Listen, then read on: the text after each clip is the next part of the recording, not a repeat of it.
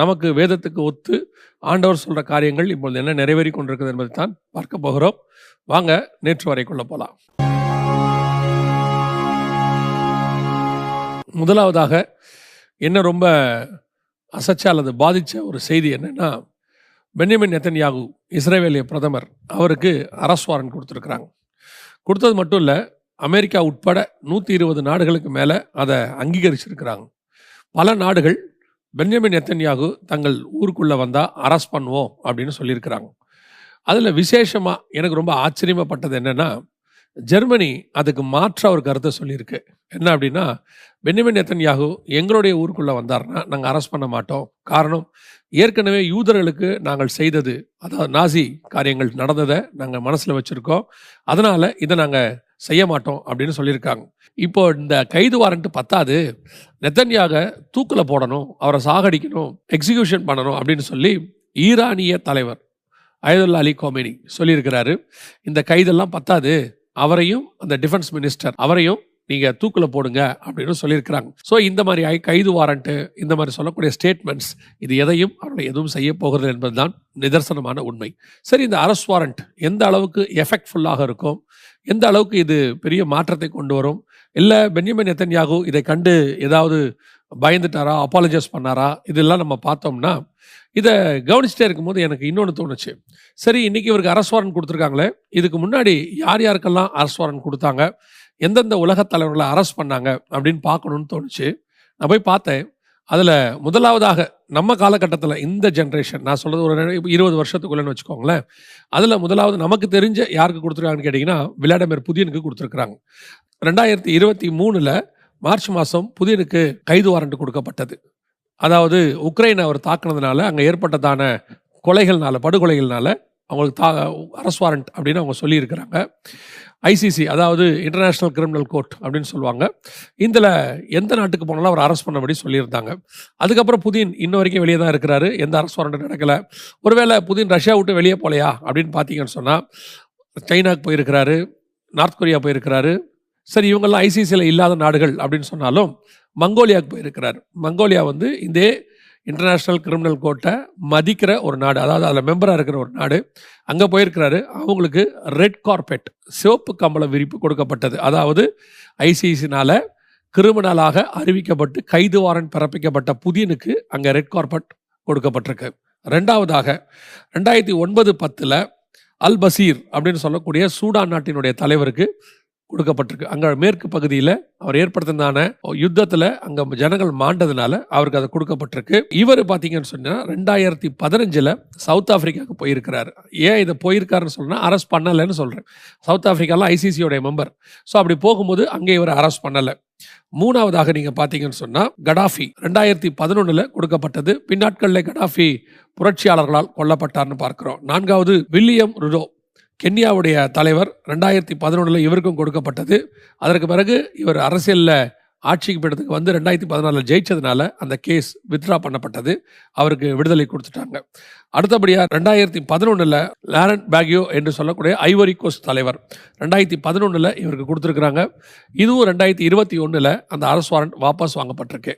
இது நமக்கு தெரிஞ்சு நம்ம காலகட்டத்தில் மிக முக்கியமான தலைவர்களுக்கு இது கொடுக்கப்பட்டு யாரையும் அரெஸ்ட் பண்ணலை. சரி, நெத்தன்யாகு இதன் மூலமாக நிறுத்திட்டாரான்னு பார்த்தா, ஹிஸ்புல்லாவுடைய தாக்குதல்கள் தொடர்ந்து கொண்டு தான் இருக்குது, அவங்களோட நடக்குது. ஈராக்கோட கூட யுத்தம் நடந்துகிட்டு இருக்கு. ஈராக்கில் ஈரானுடைய மிலிட்டன்ட் நடக்குது. ஸோ இந்த கைது வாரண்ட் என்பது நெத்தன்யாகுவை எந்த விதத்திலும் பாதிக்கப்பட போகிறதில்லை. மற்ற நாடுகளும் இதை சீரியஸாக இப்போ எடுத்தாலும் பின்னாட்கள் எடுக்க போகிறது இல்லைன்றதுக்கு இந்த 5 தலைவர்களுக்கு நடந்ததே காரியமாக இருக்கிறது. நாம் அடுத்த காரியத்துக்குள்ளே போக போகிறோம். ரெண்டாவது, இஸ்ரேலிய ஹமாஸ் யுத்தமானது இன்னைக்கு பறந்து விரிந்து இன்னைக்கு யுத்தத்துக்கு மிகப்பெரிய அளவில் போயிட்டே இருக்குது. இந்த யுத்தமானது ஹிஸ்புல்லாவோடு கூட ஒரு புறம், மறுபுறம் ஈராக், அதாவது ஈரானிலிருந்து உதவி பெறக்கூடிய ஈராக்கிய ஒரு குழு, இதோடு கூட ஹவுதீஸ் ஒரு பக்கம், இப்படி 4ஆம் முனையிலிருந்து யுத்தம் தொடங்கிட்டு இருக்கு. ஈரான் நேரடியாகவும் இதில் இருக்கு. இவங்க எல்லாரும் சேர்ந்து இந்த யுத்தத்தை நடத்திக்கிட்டு இருக்கிறாங்க. ஒரு புறம் ரஷ்யா இந்த யுத்தத்தில் உக்ரைனோடு கூட மிகப்பெரியதான ஒரு காரியத்தை செய்துக்கிட்டு இருக்குது. இந்த யுத்தம் வந்து ரஷ்யா உக்ரைன் யுத்தம் வந்து பெருசாக மாறிடுச்சு. ரஷ்யா வந்து ஐசிபிஎம்னு சொல்லக்கூடிய போன நேற்று வரல கூட சொன்னோம், தாக்கிட்டாங்க. இப்போ ரஷ்யாவுக்கு எதிராக எல்லா ஆயுதங்களையும் பயன்படுத்த சொல்லி பிரான்ஸ், ஜெர்மனி, எல்லா ஐரோப்பா நாடுகளும் தங்களுடைய ஆயுதங்களை அனுப்பிட்டாங்க. இது அடுத்த நியூக்ளியர் வாரம் மாறுறதுக்கு நிறைய வாய்ப்பு இருப்பதாக சொல்கிறாங்க. 3ஆம் உலக யுத்தம் போது வரப்போகுது அப்படின்னு சொல்லிட்டு இருந்த காலகட்டம் இருந்துச்சு. நம்ம ஒரு 4-5 வருஷத்துக்கு முன்னாடி கூட சொல்லிக்கிட்டு இருந்தோம். அப்போல்லாம் 3ஆம் உலக யுத்தம்லாம் அப்படிலாம் வராது அப்படின்னு சொன்னாங்க. இப்போ கண்ணுக்கு முன்னாடி அது நடைபெற்று கொண்டிருக்கிறது. நிறைய பேர் 3ஆம் உலக யுத்தத்தில் இருக்குன்னு வேற இப்போ நம்ம சொல்லியிருக்கிறாங்க. நியூக்ளியர் யுத்தம் தொடங்குவதற்கு அடுத்த லாஸ்ட் மினிட்ல நம்ம நிற்கிறோம். எப்போவும் ரிட்டர்ன், அதாவது இப்போ கூட சொல்கிறாங்க, ஃப்ரெஞ்சோ அல்லது ஜெர்மனிய தலைவரோ என்ன சொல்கிறாங்கன்னா, நியூக்ளியருக்கு நாங்கள் ரெடியாக இருக்கிறோம், ரஷ்யா தாக்குச்சுன்னா நாங்கள் உடனடியாக பதில் கொடுக்குறோன்னு சொல்லியிருக்கிறாங்க. பெரிய ஆச்சரியம் இங்கிலாந்து, ஏன்னா அவங்க தான் அந்த இன்னொரு பார்டரில் இருக்காங்க. அவங்க சொல்கிறாங்க, எப்போ ரஷ்யா தாக்கும் நாங்கள் எதிர்பார்த்துட்ருக்குறோம், உடனடியாக எங்களுடைய தாக்குதலும் இருக்கும். பல நாடுகள், ஃபின்லாண்டு, ஸ்வீடன், இவங்க எல்லாம் என்ன பண்ணியிருக்கிறாங்கன்னா, தங்கள் நாட்டு மக்களுக்கு அனௌன்ஸ் பண்ணியிருக்கிறாங்க. டிவியில் வந்திருக்கு, சர்க்குலர் அனுப்பியிருக்கிறாங்க. அதாவது தேவையான அளவு உணவுப் பொருள் வாங்கி வச்சுக்கொள்ளுங்க, எப்போ வேணாலும் யுத்தம் தொடங்கும், கொஞ்சம் காலகட்டத்துக்கு தேவையானதெல்லாம் ஸ்டோர் பண்ணிக்கோங்க அப்படின்னு சொல்லியிருக்கிறாங்க. ஸோ யுத்தங்களின் செய்திகளையும் கேள்விப்படுவீர்கள் என்கிற தீர்க்க தரிசனம் காலகட்டத்துக்குள் நாம் இப்பொழுது வந்திருக்கிறோம். ஆனாலும் முடிவு உடனே வராது என்று வேதம் சொல்லுது. அது எந்த முடிவுனா, மத்திய 24:3 உலகத்தின் முடிவை கேட்குறாங்க. அந்த முடிவை தான் இயேசு சொல்கிறார். உலகத்தின் முடிவு உடனே வராது. ஸோ இதெல்லாம் உலகத்தின் முடிவுக்கான காரணம்னா இல்லை, வருகைக்கான அடையாளங்கள். நம் கண்களுக்கு முன்பாக இவைகளெல்லாம் துல்லியமாய் நடைபெற்று கொண்டே இருக்கிறது. இன்னும் ஒரு காரியத்தை நாம் இதோ யுத்தத்தை ஒட்டியே பார்க்க போகிறோம். இந்த ரஷ்யாவானது இப்பொழுது தன்னுடைய படையில் எல்லாரையும் சேர்த்துக்கிட்டே வருது.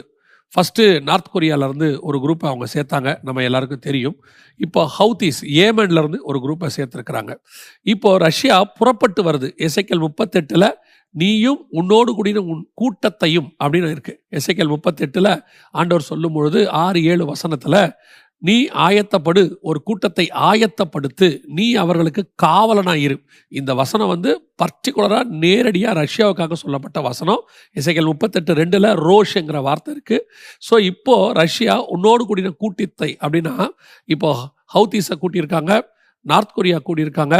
இது பத்தாவதுக்கு சைனா கிட்டேருந்து, நார்த் கொரியா கிட்டேருந்து அவங்க வெப்பன்ஸ் வாங்க ஆரம்பிச்சிருக்கிறாங்க. இது எல்லாமே நமக்கு ப்ரூஃபாக ரெப்யூட்டட் நியூஸ் பேப்பர்ஸ் சேனல்ஸில் வர தொடங்கியிருக்கு. யுஎஸும் சொல்லியிருக்கு ரஷ்யா ஆயுதங்களை வாங்கி குவிக்குதுன்னு சொல்லி. ஸோ இந்த யுத்தமானது மும்முரமாக எசேக்கியேல் 38-39 இந்த 2 அதிகாரத்தில் சொல்லப்பட்ட யுத்தமானது ஆல்ரெடி ஸ்டார்ட் ஆகி விட்டதாக எல்லோரும் சொல்கிறாங்க. இப்போ இந்த யுத்தத்தினுடைய எல்லைகள் பெரிதாகிட்டே போகுது. இதில் ரஷ்யாவும் இஸ்ரேலும் ஒரு இடத்துல மீட் பண்ணணும், அதான் ஃபைனலாக இருக்கும். இதில் இப்போ இஸ்ரேலுக்கு அப்படியே கொஞ்சம் கொஞ்சமாக பிரச்சனைகள் அதிகரிச்சுட்டே போகிறத நம்ம பார்க்குறோம். அதாவது யுத்தம் விஸ்தாரமாக தான் போகிறோம். இது என்ன, இதை பற்றின காரியங்கள் கடைசியாய் ஒரு வசனத்தோடு கூட இதை சொல்லி நான் முடிக்க விரும்புகிறேன். அதான் நம்ம பார்க்க போகிற நேற்று வரை இன்னில கடைசி பாயிண்ட்.